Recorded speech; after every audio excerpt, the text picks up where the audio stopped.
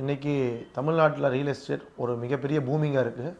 இன்றைக்கி நாங்கள் உங்களுக்கு ஒரு கேம்பெயின் ஸ்டார்ட் பண்ணுறோம் நாளையிலேருந்து, கோயம்புத்தூர் 2.0ன்னு சொல்லிட்டு. ஸோ ஒரு 2006 to 2012 வரைக்கும் ஒரு பூம் இருக்குதுன்னு சொல்லுவாங்க. அந்த பூம் திருப்பி ஸ்டார்ட் ஆதாக பார்க்குறோம். நீங்களே மார்க்கெட்டில் பார்த்துருப்பீங்க, இன்றைக்கி ஒரு பேப்பரை திறந்தா மேக்ஸிமம் மேட்ச் இன்றைக்கி ரியல் எஸ்டேட்டோட தான் இருக்குது. ஸோ அந்தளவுக்கு பூமிங்காக இருக்குது.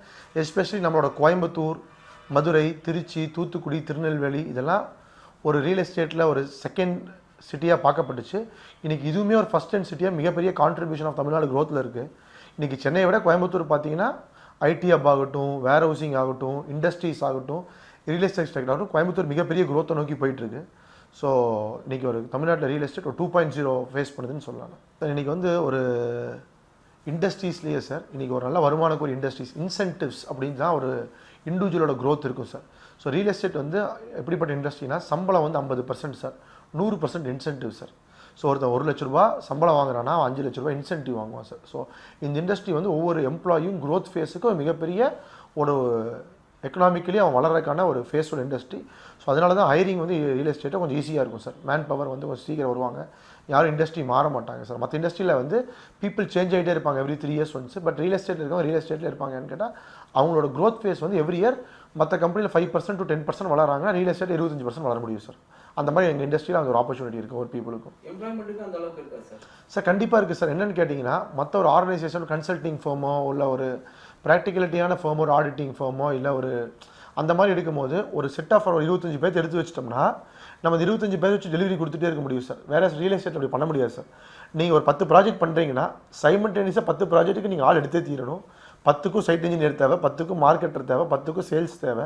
ஸோ ஒவ்வொரு ப்ராஜெக்ட்டுக்கும் உங்களுக்கு வேல்யூ இன்க்ரீஸ் ஆகிட்டே இருக்கும் தவிர அதனால் ரியல் எஸ்டேட்டில் மேன் பவர் நாங்களே எக்ஸாம்பிள் எடுத்துக்கோங்க சார். லாஸ்ட் இயர் ஆரம்பிக்கும் போது 20 பேர்த்தோட ஆரம்பித்தோம் 2 வருஷத்துக்கு முன்னாடி. இன்றைக்கி 350 பேர் இருக்கோம் சார். நாங்கள் ப்ராஜெக்ட் இன்க்ரீஸ் ஆகும்போது சைஸை இன்க்ரீஸ் பண்ணி ஆகணும் சார். அப்போ தான் இந்த சேல்ஸை நீங்கள் கொண்டு வர முடியும். நீங்கள் 2 பேர்த்த வச்சு பண்ணுற வால்யூமை வந்து 200 பேர் வச்சு பண்ணோம் கம்பேர் பண்ண முடியாது சார். 2 பேர் வைக்கும் போது 20 கோடி பண்ணுறோமா, 200 பேர்த்துக்கு 500 கோடி பண்ணணும் சார்.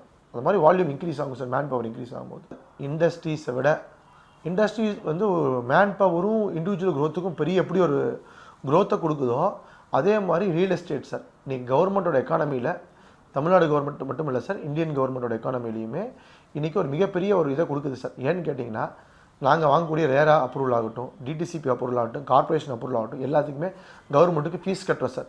இதை தாண்டி சார் ஒவ்வொரு ப்ராஜெக்ட் ஒவ்வொரு ப்ளாட்டும் விற்க we are contributing registration fees 9+2% 11% கட்டுறோம் சார்.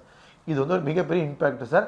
இன்றைக்கி வந்து பார்த்திங்கன்னா கோயம்புத்தூரில் இண்டஸ்ட்ரீஸ் என்ன கான்ட்ரிபியூஷன் பண்ணுதோ அதுக்கு ஈக்குவலண்ட்டாக ஒரு படி மேலேயும் இன்றைக்கி ரியல் எஸ்டேட் கண்டிப்பாக கான்ட்ரிபியூட் பண்ணுது சார் தமிழ்நாடு எக்கானமியில். ஏன்னா பர்மனெண்ட் ரெக்கரிங் இன்கம் கொடுத்துட்டே இருக்கோம் சார். நாங்கள் இண்டஸ்ட்ரீஸ் ஒரு அப்ரூவல் வருவாங்க சார், அப்போ கொடுப்பாங்க சார். ஜிஎஸ்டியில் அவங்க ஒரு பெரிய அங்கே வைப்பாங்க சார் இன்கமில். பட் ரியல் எஸ்டேட்டில் ஜிஎஸ்டிலையும் கொடுப்போம். ஜிஎஸ்டியில் நாங்கள் வந்து பார்த்திங்கன்னா ஒரு அப்பார்ட்மெண்ட் விற்கிறோம்னா 5% கொடுக்குறோம் சார். அப்புறம் நம்ம அதர் டேர்ம் சர்வீசஸ் கொடுக்குறோம்னா 18% கொடுக்குறோம் சார். இது எல்லாத்தையும் தாண்டி ஒவ்வொரு ப்ராடக்ட் டெவலப் பண்ணி விற்கும் போது இந்த 11% ரெஜிஸ்ட்ரேஷன் காஸ்ட்டுக்கு மிகப்பெரிய ஒரு விஷயம் சார். இப்போ 9% ஆகிருக்கு சார். அதை நாங்கள் பர்மனெண்ட்டாக கொடுத்துட்டே இருக்கோம் சார். தங்கம் வந்து சார் 1900 காலத்திலேருந்து இன்றைக்கி வரைக்கும் அது ஒரு சேமிப்பு பொருள் sir. It's liquidity asset. But வந்து ரியல் எஸ்டேட் வந்து லாங் டேர்ம் அசட் சார். தங்கம் இன்றைக்கி வச்சுருக்கீங்க, இன்றைக்கி வாங்கினா இன்றைக்கி விற்க முடியும். அதோட வளர்ச்சி 10%. எக்ஸாம்பிள் வச்சுக்கிங்க சார், 1 கிலோ தங்கம் 40 லட்சம் சார். இந்த 40 லட்சம் தங்கத்தை நீங்கள் வச்சுருக்கீங்க ஒரு 5 வருஷத்துக்கு முன்னாடி சார். அதோட மதிப்பு இன்றைக்கி வந்து 80 லட்சம்னு வச்சுக்கோங்க சார். இதே நீ காலப்பட்டியில் நீங்கள் 40 லட்சத்துக்கு இடம் வாங்கி வச்சுருக்கீங்க சார். அதோட மதிப்பு இன்றைக்கி 2 கோடி சார். அதுவும் இதையும் கம்பேரே பண்ண முடியாது சார். ஆனால் இதுவும் ஸ்பீடாக லிக்விடேட் பண்ணும்போது இதுவும் ஸ்பீடாக லிக்விடேட் பண்ண முடியும் சார். உங்களுக்கு எப்படிப்பட்ட இன்வெஸ்ட்மெண்ட் நீங்கள் பண்ண போகிறீங்கன்ட்டு. எனக்கு ஒரு 5 வருஷத்துக்கு இந்த பணத்தை எடுக்க வேண்டியதே இல்லை அப்படின்னா ரியல் எஸ்டேட்டில் போடலாம். தங்கம்ங்கிறது நீங்கள் இன்வெஸ்ட் பண்ணுறீங்க, நாளைக்கு எனக்கு 1 வருஷம் கழிச்சு லிக்விடேட் பண்ண போகிறேன் அப்படின்னா short term investment long term இன்வெஸ்ட்மெண்ட்டுக்கு இது ரெண்டுமே யூஸ் பண்ணலாம் சார். ஸோ தங்கம் வேறு விதமான இன்வெஸ்ட்மெண்ட், ஒரு ஃபேமிலி சேவிங்ஸ், ஹெரிடிட்டி, ஜுவல்லு இதெல்லாம் காமிக்க முடியும் சார். நீங்கள் லேண்டை வந்து யாருக்கு கொண்டு போய் காமிக்க முடியாது சார். ஸோ எந்த type of ladies generally prefer பண்ணுறது வந்து தங்கத்தை ப்ரிஃபர் பண்ணுவாங்க சார். ஒரு லாங் டேர்ம் வீடு, சொத்து, ஒரு பெரிய பெரிய பாரம்பரியம் சார். தங்கத்தினால லெகசியை கொடுக்க முடியும் சார். ஆனால் லேண்டுனால மிகப்பெரிய ஒரு ஜென்ரேஷன்ஸ்க்கான லெகசியை கொடுக்க முடியும் சார். அதான் ரெண்டு டிஃப்ரென்ஸ் சார். ஒரு லேண்டு வாங்கும்போது 2 சிந்தனை இருக்கணும் சார். இந்த லேண்டு வாங்கி நான் வீடு கட்ட போகிறேன்னா, இந்த லேண்டு வாங்கி நான் இண்டஸ்ட்ரி கட்ட போகிறேன்னா, இந்த லேண்டு வாங்கி நான் பிஸ்னஸ் பண்ண போகிறேன்னா, இல்லை இந்த லேண்ட் நான் இன்வெஸ்ட்மெண்ட்டுக்கு வாங்குறேன்னா 2 கேட்டகரியில் பிரிக்கணும் சார். இப்போ நீங்கள் வாங்கி வீடு கட்டிட்டீங்கன்னு வச்சுக்கோங்க, லேண்டு விலை ஏறிட்டே இருக்கும், வீடு கட்டினது டெப்ரிஷியேட் ஆகிட்டே இருக்கும். எனிதிங் நீங்கள் கல்ல வச்சுட்டீங்கன்னா அது டெப்ரிஷியேட்டிங் அசெட் சார். இப்போ நீங்கள் ஒரு பேங்க் லோனுக்கு போகிறீங்கன்னு வச்சுக்கிங்க சார், லேண்டுக்கு இன்றைக்கி என்ன வேல்யூ இருக்குது எடுத்துக்குவான், இதே வீட்டுக்கு அந்த டெப்ரிசியேஷன் போட்டு தான் வேல்யூ எடுப்பாங்க சார். ஸோ அதனால் சார், ஸோ நீங்கள் ஒரு லாங் டேர்ம், இப்போ நான் வந்து இந்த இடத்த வந்து வீடு கட்ட வாங்குறேன்னா சிட்டிக்குள்ளே வாங்கலாம் சார். நான் இந்த பணம் எனக்கு கிட்ட இருக்க போது, எனக்கு பணம் வளரணும், 10 மடங்கு 20 மடங்கு 100 மடங்கு வளரணும் அப்படின்னா நீங்கள் சிட்டிலேருந்து அவுட்டரில் போய் வாங்கி வச்சிங்கன்னா 10 லட்ச ரூபாய் சிட்டிக்குள்ள ஒரு இடம் வாங்கினீங்கன்னா அது 12 லட்சம் ஆகும் சார் 5 வருஷத்தில். இதே அவுட்டரில் போய் 10 லட்சத்துக்கு வாங்கினா 20 லட்சம் ஆகும் சார். ஸோ நீங்கள் இன்வெஸ்ட் பண்ணுறதுக்கு முன்னாடியே எந்த பர்பஸுக்கோசம் நான் இந்த இன்வெஸ்ட்மெண்ட் கொண்டு போக போகிறேன், எதுக்கோசம் நான் கொண்டு போக போகிறேன் அப்படிங்கிற டிசிஷன் மேக் பண்ணி இன்வெஸ்ட்மெண்ட் பண்ணிங்கன்னா நீங்கள் ஜெயிக்க முடியும் sir. So before you invest please decide, don't discuss. நிறைய பேர் ஒரு கேள்வி கேட்பாங்க சார் என்கிட்ட, பார்க்குற கஸ்டமர் முழுக்க சார், சார் பிளாட்டு வாங்கினா புத்திசாலித்தனமா, வில்லா வாங்கினா புத்திசாலித்தனமா, அப்பார்ட்மெண்ட் வாங்கினா புத்திசாலித்தனமா? மூணுமே புத்திசாலித்தனம் தான், ஆனால் நீ எடுக்க டிசிஷனை பொறுத்து.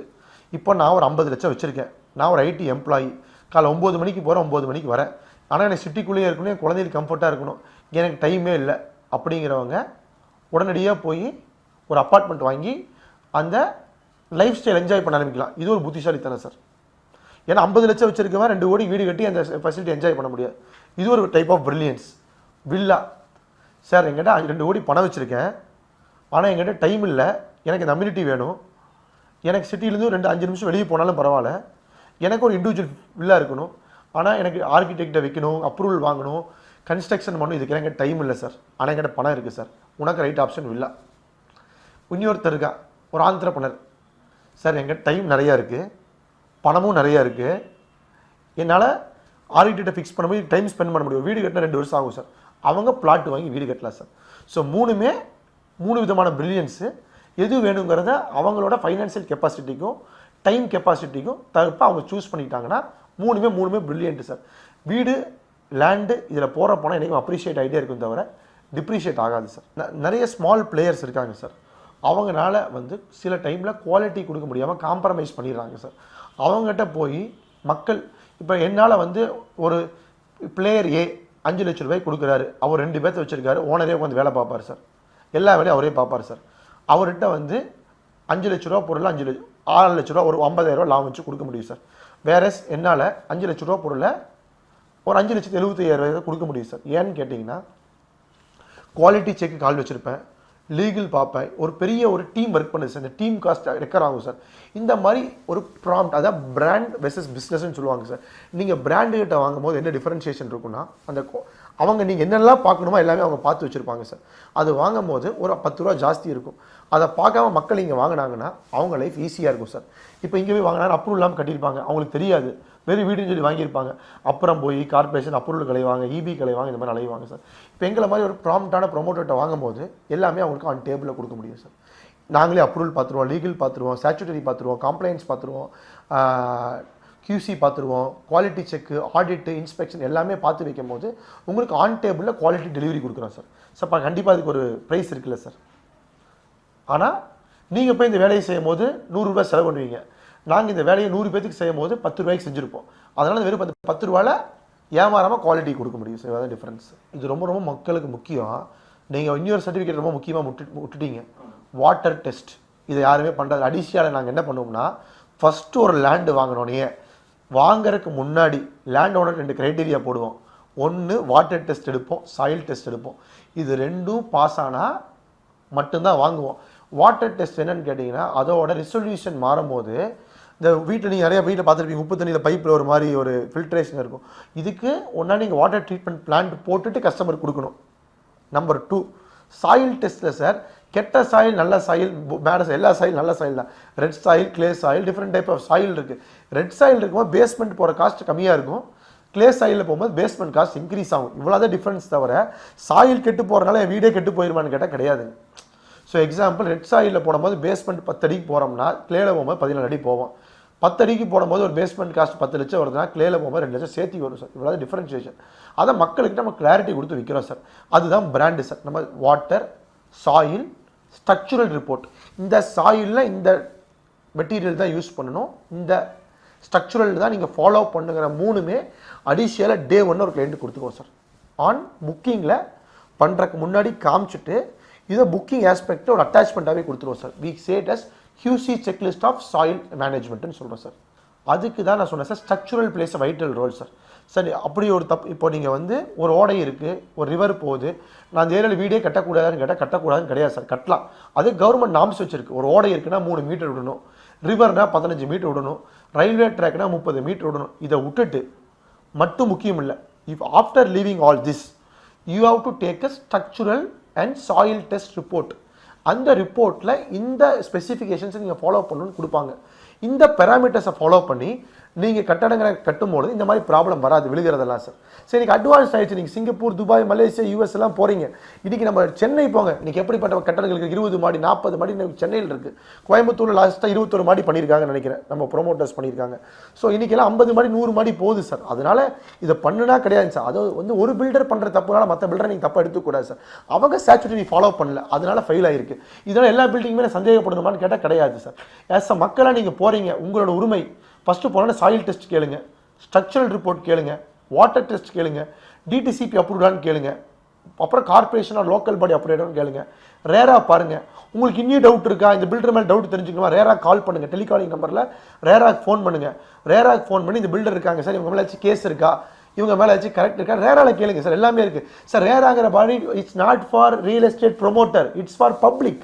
நீங்கள் ரேரா வெப்சைட் www.tnrera.com போய் அந்த ரேராக்குள்ள கால் சென்டர் நம்பர் இருக்குது, ஃபோன் பண்ணுங்கள். சார், எனக்கு அடிஷியாக லே அவுட் போட்டிருக்காங்க, இவங்க மேலே எதுவும் கேசஸ் இருக்கா, இவங்க நம்பலாமா, என்ன இருக்குன்னா அவன் கொடுத்துட போகிறான்.